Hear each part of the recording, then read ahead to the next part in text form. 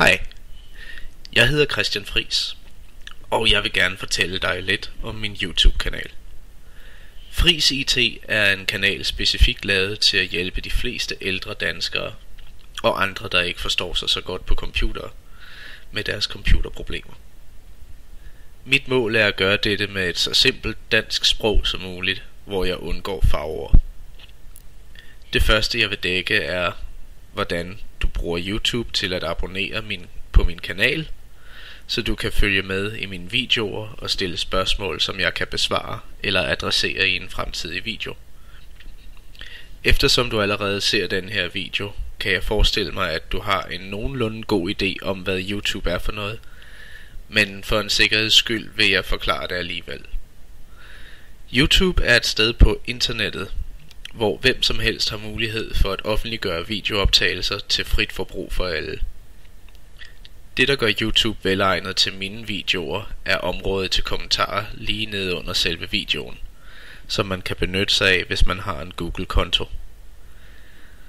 Så nu vil jeg vise, hvordan man får sig en gratis Google-konto, så dem af jer, der ikke har en i forvejen, kan få lov at stille spørgsmål til mig, efterlade kommentarer og abonnere på min kanal.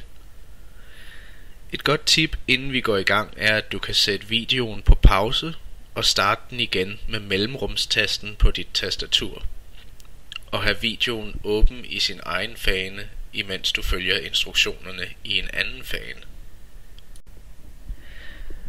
Da Internet Explorer er installeret på langt de fleste Windows-computere, vil jeg bruge netop den til at vise processen. Der er mange populære alternativer til Internet Explorer, men det er et emne til en fremtidig video.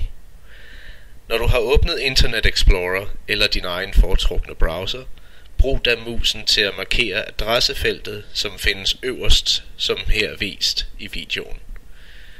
Sørg for at slette alt, hvad der måtte stå der i forvejen, og skriv så adressen www.youtube.com og tryk Enter. Det burde føre dig til en noget forvirrende side med billeder, der fører videre til videoer, hvis du klikker på dem, men det skal du ikke endnu. Det næste trin er at klikke på den blå knap øverst til højre, som siger Sign In. Det bringer dig videre til denne side, som ikke viser så voldsomt meget. Her skal du klikke på ordene Create Account, som står lige syd for midten af skærmen. Når du har klikket der, vil du se et skema, der skal udfyldes til højre for midten af skærmen. De to øverste felter er beregnet til fornavn og efternavn. Feltet under de to er til en e-mailadresse. Hvis du allerede har en e-mailadresse, taster du den ind her. Hvis du ikke har det, eller ikke vil bruge din normale e-mailadresse til YouTube-adgang, så kan du klikke på ordene I would like a new Gmail address, for samtidig at oprette en ny separat e-mail. De næste to felter skal udfyldes med et kodeord, du selv vælger, så længe det er langt nok og er det samme kodeord i begge felter. Jeg anbefaler en blanding af et eller to ord og et tal med både store og små bogstaver, og helst også et specialtegn, som for eksempel et snabelag, et ampersand, et procenttegn eller en parentes.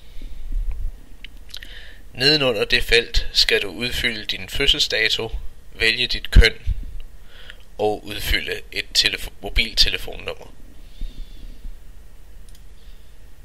I feltet til mobiltelefonnummeret skulle der meget gerne allerede være et lille dansk flag yderst til venstre. Hvis ikke, så kan du klikke på flaget og sørge for at vælge det danske flag, så landekoden bliver korrekt. Hvis du har valgt at lave en ny Gmail-adresse, så vil der dukke et tomt ekstra e-mailadressefelt op under mobiltelefonfeltet, som du kan ignorere.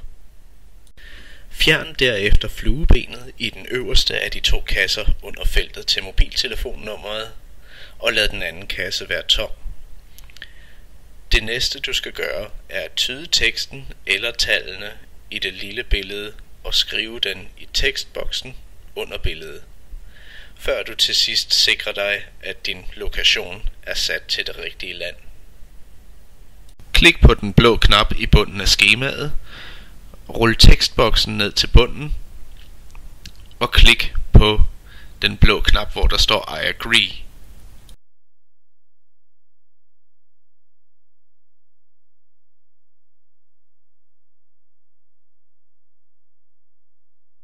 Du er nu færdig med at oprette din konto og kan vende tilbage til YouTube. Tak for din tid og god fornøjelse.